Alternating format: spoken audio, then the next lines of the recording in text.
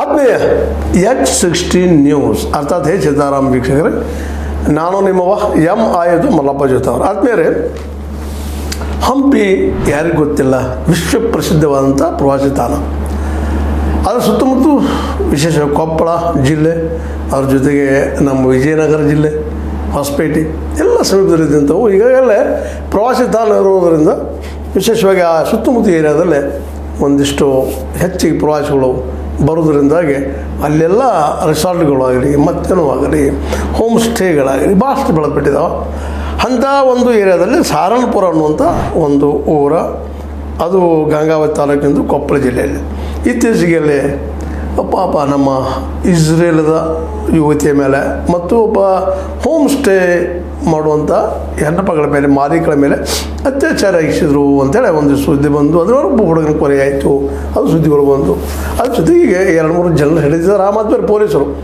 ನಾವಿವತ್ತು ಈ ವಿಷಯ ಯಾಕೆ ತೆಗೆದುಕೊಂಡಿದ್ದೀನಪ್ಪ ಅಂತಂದ್ರೆ, ಹಂಪಿ ವಿಶ್ವ ಪ್ರಸಿದ್ಧ ಜಾಗ, ಅಂಥಲ್ಲಿ ಇಂಥ ಎಲ್ಲ ಕೆಲಸಗಳಾಗಬಾರ್ದು ಅಂತೆಲ್ಲ ಇದು ಕಳೆದ ಹಲವು ವರ್ಷಗಳು ನಡೀತಾ ಇದೆ ಅನ್ನೋದು ಬಸವರಾಜ ರಾಯರೆಡ್ಡಿ ಅಂತ ಹಿರಿಯರ ಅಭಿಪ್ರಾಯ.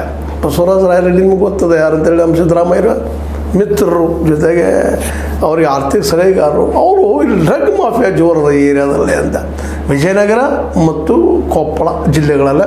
ಅದರ ಒಂದು ಅಂಗವಾಗಿ ಸಾರಣಪುರ ಈ ಒಂದು ಕೆರೆ, ಅದರ ಬದಿರೊಬ್ಬ ಹುಡುಗನ ಯುವಕನ ಒಂದು ಏನೋ ಹತ್ಯೆ ಆಗಿದೆ. ಇವೆಲ್ಲ ಸುದ್ದಿಗಳು ನೋಡಿದಾಗ ಇಂಥವು ಭಾಳ ಆಗ್ತವ್ರೆ ಅಲ್ಲಿ ಅನ್ನುವಂಥ ಮಾತು ಕೇಳಿ ಬರ್ತಾ ಇದ್ದಾವೆ. ಯಾಕಂದರೆ ಇವತ್ತದು ವಿಶ್ವ ಪ್ರಸಿದ್ಧ ಆಗಿದ್ದರಿಂದಾಗಿ ಬೇರೆ ಬೇರೆ ದೇಶದ ಜನ ನೋಡ್ಲಿಕ್ಕೆ ಬರ್ತಾರೆ, ಹೋಗ್ತಾರೆ. ಆದರೆ ಕ್ಲಾಸ್ 1 ಇದ್ದಂಥ ಭಾಳ ಶ್ರೀಮಂತ ದೇಶಗಳಿಂದ ಭಾಳ ಜನ ಬರೋದು ಕಡಿಮೆ ಅಂತ ಅಲ್ಲಿ ಲೋಕಲ್ ಜನರ ಅಭಿಪ್ರಾಯ. ಅದು ಎಷ್ಟು ಜನ ಬರ್ತಾರೆ ಏನೋ ಅದನ್ನು ಅಲ್ಲಿ ಜನರ ಮಾತಿನ ಪ್ರಕಾರ ತಿಳ್ಕೊಬೇಕಾಗಿದೆ. ಮತ್ತು ಹಂಪಿ ಯೂನಿವರ್ಸಿಟಿ ನಿಮಗೆ ಗೊತ್ತದ, ಒಳ್ಳೆ ಪ್ರಸಿದ್ಧವಾದಂಥ ಯೂನಿವರ್ಸಿಟಿ.